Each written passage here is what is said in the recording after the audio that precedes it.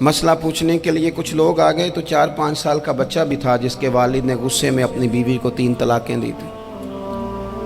تو چھوٹا سا بچہ، کپڑے بھی پھٹے پرانے، اور حالت بتا رہی تھی کہ غریبی ہے. تو جب میں نے مسئلہ بتایا کہ 3 طلاقیں ہو گئی ہیں تو واپس جانے لگے. تو بچہ مجھ سے کہتا ہے، دیہاتی آدمی تو کہنے لگا، مولوی صاحب میری اماں تے نانی کہنی اسن پوچھ کے آئیں آپ کہ ہن اسی لہدا لہدا ہی رہنا ہے.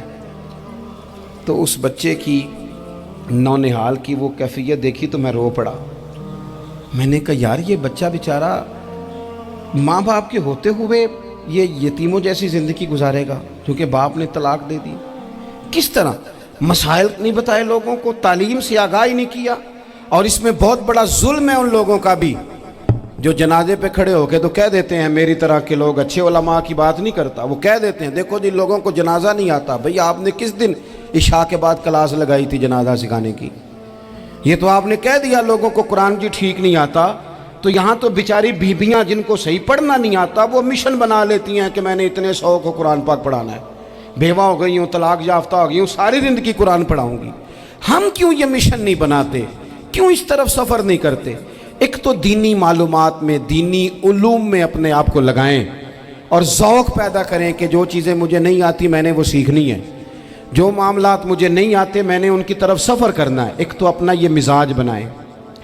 اور جب آپ دینی علوم سیکھتے ہیں تو پتہ ہے کون سا منظر قائم ہوتا ہے؟ منظر وہ بنتا ہے کہ حضرت ابو ہریرہ بھی دین سیکھا کرتے تھے، حضرت عبداللہ ابن عمر بھی اصحاب صفہ میں رہا کرتے تھے، حضرت انس بن مالک بھی رہا کرتے تھے. اور ایسا منظر بنتا ہے کہ حضرت سیدہ خدیجہ الکبریٰ رضی اللہ تعالیٰ عنہ فرماتی ہیں سیدہ فاطمہ حضور کی گود میں بیٹھی ہوتی تھی اور نبی پاک سے باتیں پوچھتی تھی اور حضور انہیں بتا رہے ہوتے تھے. سیدہ عائشہ حضور سے دین کی باتیں پوچھتی. چوتھا حصہ ہماری فقہ کے اصول حضرت فاطمہ کی، حضرت عائشہ صدیقہ کی مرویات پر مبنی ہیں.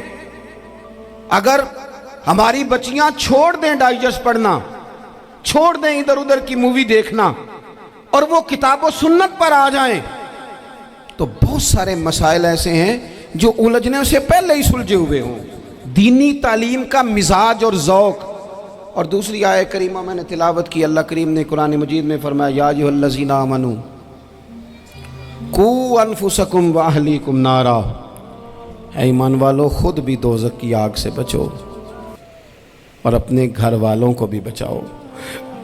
او والد، وہ ماں جو بچوں کو بھوک سے بچانے کے لیے محنت کرتی ہے، ان کو مایوسی سے بہت سارے ماں باپ ایسے ہوتے ہیں جن کے پاس کپڑے لینے کے پیسے نہیں ہوتے عید پہ. کیوں؟ اذان شروع ہوگی جی، اذان سنیں جی. عزیز بھائی، جس طرح ہم اپنے بچوں کو دیکھیں، بہت سارے ماں باپ کے پاس گنجائش نہیں ہوتی، لیکن اس نیت سے کہ بچوں کے دل ٹوٹ جائیں گے، عید پہ کیسے گزارا کریں گے، مشکل سے بھی کپڑے خرید کے دیتے. اس طرح ہم اپنے بچوں کو بھوک سے، پیاس سے، مایوسی سے بچاتے ہیں. اس طرح ہمارے رب نے ہمارے ذمے لگایا ہے کہ تم اپنے بچوں کو کوشش کرو دوزخ کی آگ سے بچانے کی. حضرت عمر فاروق رضی اللہ تعالیٰ عنہ نے عرض کیا تھا یا رسول اللہ صلی اللہ تعالیٰ علیہ وسلم، اس آیہ کریمہ کا معنی کیا ہے؟ تو محبوب کریم علیہ السلام نے فرمایا عمر، جن چیزوں کا اللہ تمہیں حکم دیتا ہے تم اپنے گھر والوں کو ان چیزوں کا حکم دو، جن چیزوں سے رب رسول تمہیں منع کرتے ہیں اپنے گھر والوں کو ان سے روکو. اپنے گھر کے اندر نفاذ دین کرنے کی کوشش کرو. میرے بھائی، بہت زیادہ آزمائش ہے ہمارے گھروں میں، بے چینیاں ہیں، اضطراب ہے، بچوں میں سختی ہے، بہن بھائی ایک دوسرے کے ساتھ لڑتے ہیں، مزاجوں میں تلخی آ گئی. کیوں بھلا؟ اس لیے کہ ماں باپ کو جو بہترین کردار اور جو حسین طریقہ گھر میں اپنانا چاہیے تھا، بچے تقریر باہر سے سنتے ہیں لیکن وہ فالو اپنے ماں باپ کو کرتے ہیں. اگر ماں باپ میں حوصلہ ہو، صبر ہو، اطمینان ہو، خودداری ہو، تھوڑے پر گزارا کرنے کا مزاج ہو. دیکھیں نا، آج ڈپریشن ہے، ٹینشن ہے، پینکس اٹیکس ہیں، بڑی ساری چیزیں آ گئی ہیں. کیوں بھلا؟ صبر نہیں، تحمل نہیں، بردباری نہیں. آزمائے. ایک دن ایک بچہ میرے پاس آ گیا مدرسے کا اور آ کے وہ رونے لگا. میرے گھر والے کہنے لگے کھانا چھوڑ دیں، پہلے اس کی بات سن لے. میں نے کہا پتر کیا ہوا؟ کسی نے مارا ہے کسی استاد نے؟ کہنے لگے نہیں حضرت، گھر فون کیا تھا تو میری اماں اور ابا کی لڑائی ہو رہی ہے۔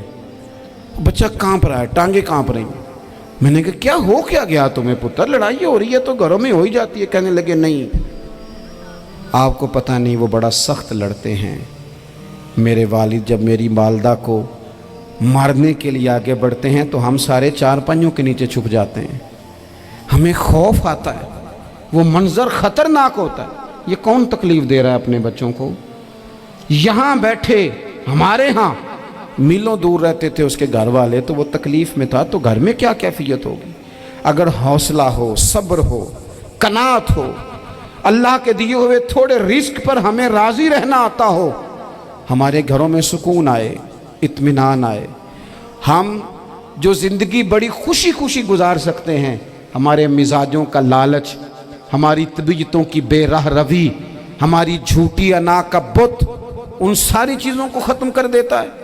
اپنی زندگی کے اندر اگر ہم وہ کردار اپنے بچوں کو دیں جس کردار میں موبائل بھی ہو، جس میں گاڑی بھی ہو، جس میں پیسے بھی لا کے ابا دراز میں رکھتا ہو، لیکن والد کا گھر میں مصلی بھی موجود ہو، اس کی کوئی تسبیح بھی ہو، وہ یہ بھی کہتا ہو کہ خدا نے اپنے فضل سے آج 5,000 دیا ہے تو اس میں 1,000 غریبوں کا بھی ہے، اس میں تھوڑا سا میں نے اللہ کی رضا کے لیے بھی رکھا ہے۔ اگر کوئی مشکل آ جائے تو وہ باپ اور ماں کو صبر کرتا ہوا دیکھتے ہوں، اگر ایک باپ کر بات کرے تو دوسرا برداشت کرتا ہو۔ خدا را اپنی اولادوں کو اس اذیت کا شکار نہ کرو۔ اپنے گھروں کے اندر وہ خودداری، وہ پیار، وہ وقار، وہ محبت، وہ انداز۔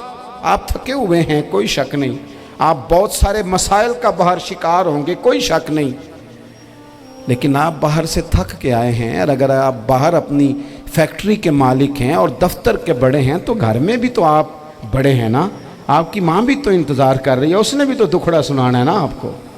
آپ یہ دیکھیے کہ آپ کے بچے بھی تو انتظار کر رہے ہیں، وہ چاہتے ہیں کہ ابا آ کے بیٹھیں تو ہم ان کے سینے پہ چڑھ کے تھوڑا کھیلیں۔